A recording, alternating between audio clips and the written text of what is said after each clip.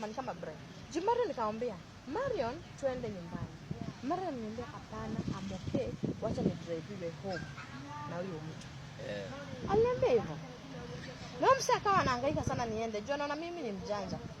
Kuna vitu siwezi kubali Marion anafanya. Wacha tutrend tukileo basi. That is okay. But as trend akiwa uchi ama trend kama kwa mbali. Mimi nikaona Marion je amekataa kushuka na ni mtu mzima. Ni mtu na mtoto mtamezaa. Wacha aende. Mimi akaniambia nenda home, akaniambia beba okay. I'm going home. Nikamwambia it's okay my love. Kama unaenda home, make sure umefika. Na ukifika nipigie. Na kweli akanipigia akaniambia nimefika.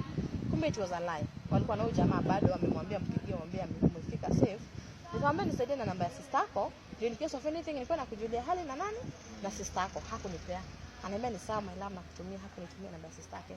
Nikasema pia kuna reasons zake za kutofanya nini? Za kutonipea namba. So